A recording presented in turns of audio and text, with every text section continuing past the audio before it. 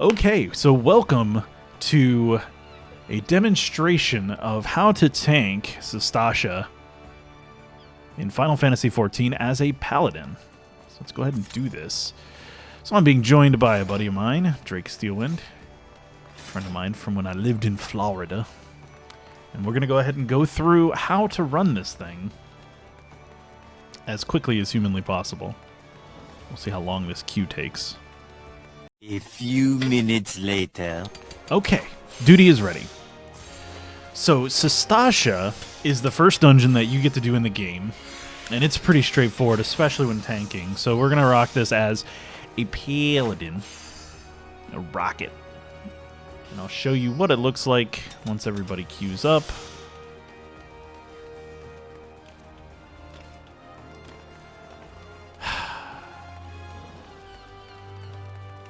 Silly DPS. Tricks are for kids. Alright, so let's take a look. So welcome to Sastasha. So as a tank, the first thing you always should remember, turn on Iron Will. always turn on Iron Will. So in this case, it looks like we have somebody in here who, okay, was watching the clip. We do not have a newbie. Words are hard, yo. So this is pretty much it. So use your ability Total Eclipse to AoE grab people. Make sure you get all of them as many times as you can, and then you can start doing your rotation of your Fast Blade to your Riot Blade. So Total Eclipse is your AoE, and with Iron Will on, it builds up a bunch of enmity, which is your aggro or threat. And in this case, we're just going to keep whacking these guys individually and doing as much damage as we can, because in addition to being a tank, you are also kind of a DPS. So in addition to making sure you have aggro, make sure that you kill all the bad things. Oops. So that's pretty much how you grab aggro really easily. Just plan it so that you get in the middle of any group pulls and then go from there. So in this case, I hit them with a couple of Total Eclipse abilities, which will spread out that threat, and then I'll focus fire individuals. So I'll hit somebody with my Fast Blade and then hit somebody with the Riot Blade after. So just keep your threat going and keep hitting all the things, especially when they're bigger pulls, and use your reprisal. So what reprisal does is it reduces the damage that you receive from enemies by 10%. Use your Rampart whenever you can, because that reduces incoming damage by 20%. And then, of course, you have Fight or Flight, which increases the damage output that you do by 25%. So if you're a higher level running this, naturally you've probably already done this 1,000 times, but regardless, I'm still putting this out there for you. For everybody, really. But if you're totally new to the game, welcome to Final Fantasy XIV. It's pretty cool, pretty fun, and has a great community around it. Best of any MMO I've ever experienced. But yeah, we'll probably fast forward through parts of this. Trash pulls are usually pretty straightforward. Remember, again, if you're a newbie, if you see orange on the ground, get away from it. Don't stand in the orange. Love your healers. Don't stand in the orange. Alright, so in this dungeon you have your Shade Seekers and your Giant Clams. Your Giant Clam has to be your target because the Giant Clam will summon more Shade Seekers if you let him get away with it. Uh-oh, we just pulled a whole bunch. You can kind of see that Shade Seeker coming up. He got aggroed somehow.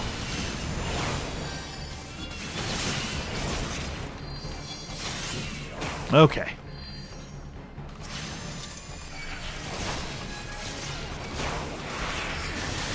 Okay, I've got this Aurelia.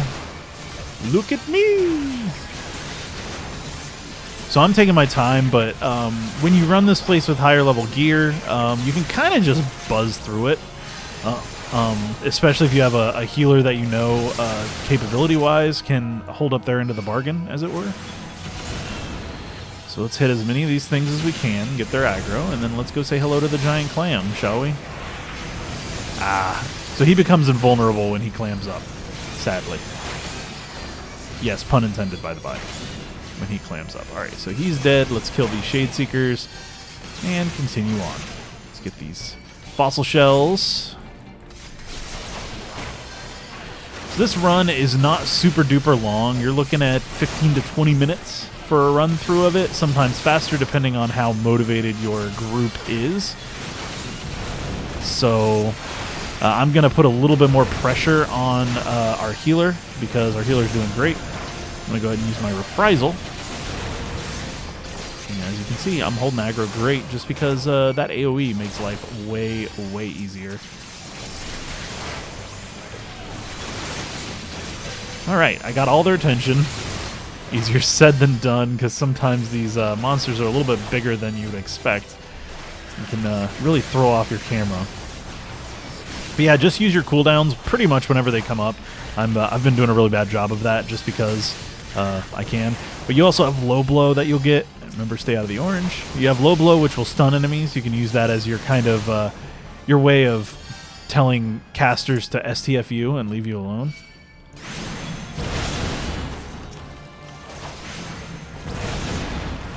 But as we stand here, I'm just going to go ahead and kind of chillax a little bit in terms of my speed, just so I can kind of show off the whole dungeon, as it were. All right, let's go ahead and say hello to this guy. All right, so we got some loot that dropped, some boots. Roll on them for you can use those for seals and such. So, uh-oh, here we go. Okay, well, I guess we're just making more friends then, huh? Well, let's do this. Tab targeting is not always the most reliable in this game, unfortunately, and will sometimes just grab random crap that you don't want it to grab, so... Okay, so first boss, there's going to be a coral formation that triggers the boss. It changes every time that you run it. It randomizes. If you get it wrong, it will... Oh, what the heck? If you get it wrong, it will summon regular mobs. If you get it right, it'll summon Chopper, the first boss. He's really straightforward, spank and tank. Nothing special about him. Just kick his ass. That's really all you got to do. Get out of the orange, of course. I don't think he can be stunned. Okay, he can be stunned. He's worthless. Most bosses can't be stunned, but at the lower levels they can be. So in this case, yeah, he can be stunned. You can also use your shield lob when you unlock that for your range to do some damage when you have to run out of these orange circles of doom, as it were. And he's dead. They'll drop a treasure coffer. It'll have something in it, or a couple things. All right, I already have that. And then the Gorget. And on we go. Let's go ahead and grab this fool. I'm lagging a little bit today, unfortunately. Don't know what's going on, but I'm experiencing a fair bit of lag here. So that's all good. So you'll notice people rubber band a little bit sometimes. They're not supposed to do that. But yeah, just once you get in the rotation of things, it's very easy to keep on top of your targets, especially if you tab target between your targets. And since you're in melee, you don't have to really worry too much about hitting a target outside of range and pulling extra groups unless you just have bad positioning. So, alright, so the next boss is the Captain Madison. He runs away like a little baby, and then you have to fight him some more. It is what it is. But pretty much keep the aggro of his lackeys, focus fire on them, and then you can get Captain Madison like no issue. He also has a parrot you end up fighting, I believe, and he releases a whole bunch of dogs in the next section, but we'll get to that in a minute. For now, though, just club him until he can't move anymore. So what's really nice is if you start a fast blade on an enemy and they die, you can actually move over and continue to use your riot blade on another enemy in range of you. It stays on for a few seconds, so it's really, really nice strategy to keep that up and running. All right, so boss is done. He dropped the Foe Striker's tabard, as it were. And then he's going to run away, and we're just going to start pulling these fools. Beating some heads in, as it were. Hey, I got an item. Foe Striker's boots. Ah, yeah. Uh-oh. Missed that guy. And I got the tabard, too. Nice. Well, hear me complaining. The only reason that I like to go a little slower on this dungeon is because there's not as many AoEs available to your team, so pulling big groups can be a very slow and arduous process, so sometimes it's just easier to go through them one at a time. There's a bit of single targeting, as it were. As you can see, my tab targeting is getting the shallow scale Reaver. If I were arranged, it would be a mess. It'd be an extra pull we didn't need. Okay. Here comes the doggo. Alright, get his attention. Alright, I'm gonna hit these fools. Let them handle the puppo, and then we'll pull these Reavers. So you gotta do this door first, and then you'll be able to get the, you do the captain's quarters first, and then we'll be able to do the next section after we clear out the captain.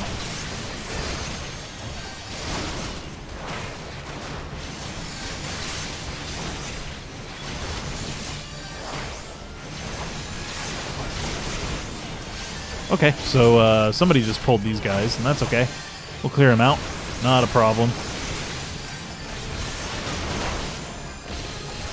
You pretty much just cycle through your cooldowns and keep a focus. It's a very straightforward dungeon. It's probably the first 50 levels of dungeons are extremely easy. So in this case, someone will unlock the door because we have the key, and we will fight the Reaver. Whee! Easy peasy. It's not a boss, just like a little sub-boss, I guess.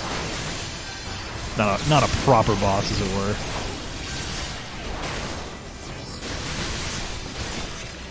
And it's just about finding your rotations. As you get higher level, you'll get a rotation with Total Eclipse. You'll be able to use Prominence with it. It's a really, really cool ability that'll do some damage to everybody that's around.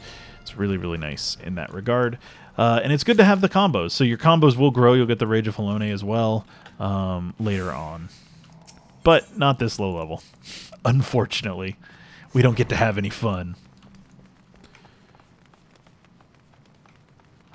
Okay. So this boss is Captain Madison again. He's a real pain in the butt.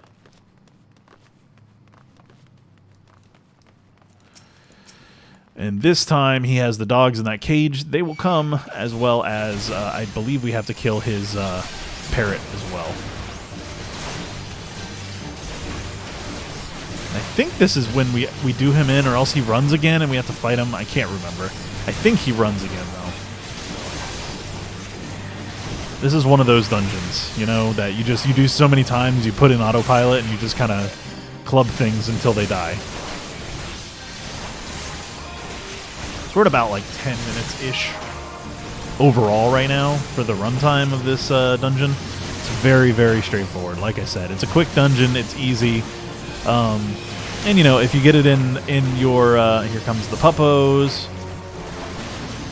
But if you get it in your roulettes and stuff, there's nothing to really worry about in that regard.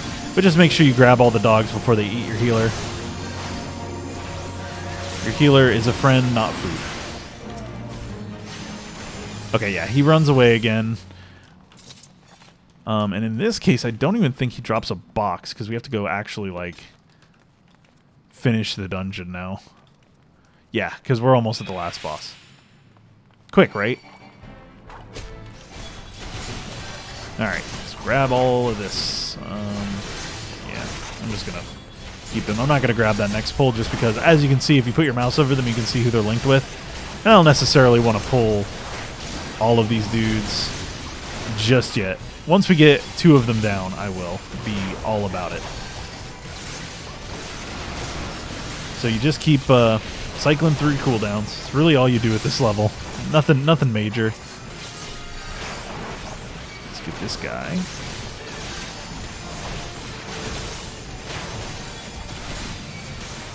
Look at me! Yeah, let's just clear these fools out. Easy way to get extra experience, and it really doesn't take a whole lot more time than you would have spent clearing out the dungeon elsewise. Low blow! Alright, I'm going to cycle over to the next one, just so I can make sure that my aggro is pure. Keep that enmity alive.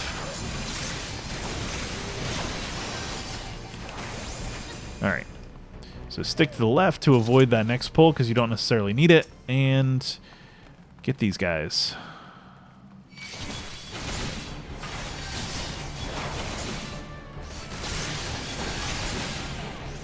Yeah, so there's the captain right there.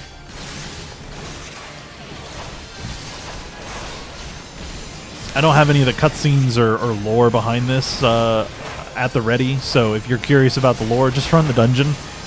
It's very, very early on, and if you turn on the auto-skip cutscenes you've watched before, you won't see them like what I'm seeing. So how this boss works is you have these unnatural ripples that appear in the corners. You get this big dude who killed the captain for you. He did the work. But these unnatural ripples will start to quake.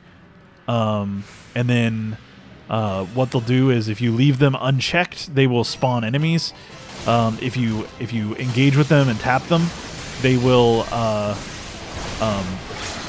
subside, as it were. So pretty much it's just about managing the boss and letting your teammates handle the ripples, or you go to a ripple and hold him at a ripple. It's up to you. Here you go. And they should be focus firing the guy. You can do the ripples if you really want. It's up to you how you handle that. But it doesn't really matter, because if they pull, you can still focus fire the boss, and as soon as you finish him, the ads disappear. It's just a race against damage for your team if you're not careful. And yeah, I guess unless you there we go. See, but unless you have something that avoids getting hit, you will get interrupted if you try to do that as tank. So keep that in mind. So we got the plundered sabatons and the shortbow. I already have the sabaton, so I'm going to pass. And let's pass out a player commendation to our healer who kept me alive. Thank you very much. Thank your healers. And that's that. That is how you run Sastasha at your low levels anyways. We'll be working our way through as many of these dungeons as I possibly can to show how tanking works in this context. If you enjoyed this, please make sure you leave a comment. Please like this video and subscribe to my channel if you enjoyed this. And if you liked it, I'm planning on doing a series of Paladin, but if you want to see like White Mage, please let me know because I have a White Mage as well at a higher level. I also have a Samurai, so I can do DPS ones as well. So let me know what you think and if you enjoyed it. And either way, thank you for watching, and I'll see you next time on Timcade.